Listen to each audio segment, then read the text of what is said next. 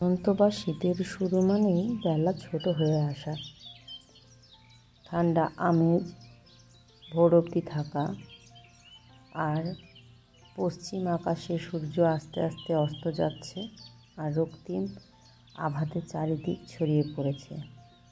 এই সময়টা একটু অন্যরকম, অনেক সময় মন উদাস হয়ে যায়। তবে কাল বিকালে হাওয়া দিচ্ছিল ফুটফুটে, যেন এক উপরই পাওনা।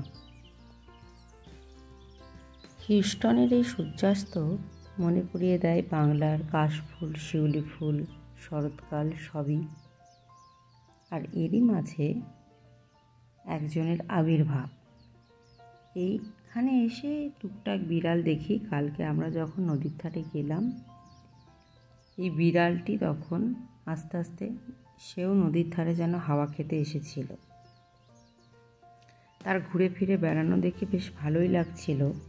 তার মধ্যে আবার বাড়ি থেকে বোনের ভিডিও কল আসাতে সে দেখি আর এক মজার কাণ্ড। হিউস্টন আর বোলপুরের বিড়ালের আলাপচারিতা হচ্ছে মনে হচ্ছে। সেভাবে বিড়াল ভক্ত নই, কিন্তু আমার বোনের আবার বিড়াল প্রেম নিয়ে অনেক বক্তব্য। তার প্রশ্রয়ে একটা বিড়াল কিন্তু তার একদম ন্যাওটা হয়ে গেছে। এক বৃষ্টি ভেজা দিন, আর ফোনে আমি দেখি বিড়ালটা তার গা ঘেঁষছে আর কোলে উঠে পড়েছে। এর মাঝে ভিডিও কলে আমি বললাম যে তোর বিড়ালটা ওখানকার সাথে এখানকার বিড়ালটার একটু আলাপ করিয়েই দে না হয়।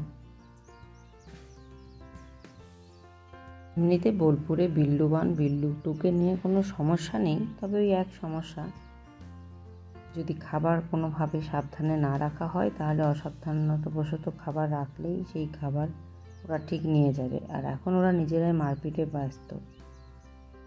বিড়ালের গল্পের মাঝেই বিশ্বকর্মা পুজোর কথা মনে পড়ল। কাল বিশ্বকর্মা পুজো ছিল। আর তারপর আমরা যখন ফিরে আসছিলাম তখন প্রায় পূর্ণিমার মতো গোল চাঁদ দেখতে পেলাম। আসলে কাল তো পূর্ণিমা, তাই আজ থেকেই আকাশে থালার মতো চাঁদ। এরপর সন্ধে হয়ে গেল। আজ সকালে উঠলাম, সুন্দর একটা সকাল। আজ সকালে উঠে বারান্দায় গেলাম।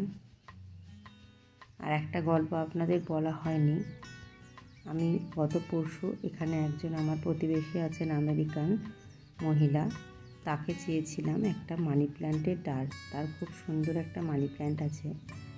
গতকাল দুপুরে তিনি ডেকে আমাকে একটা ডাল দিলেন, যদিও সেটা আমার কাছে একটা খুব বড় পাওনা। আস্তে আস্তে বারান্দা বাগানের গাছগুলো দেখলে সকালে উঠে মনটা ভালো হয়ে যায়। আজ এইটুকুই। আপনারা সকলে ভালো থাকবেন, সুস্থ থাকবেন।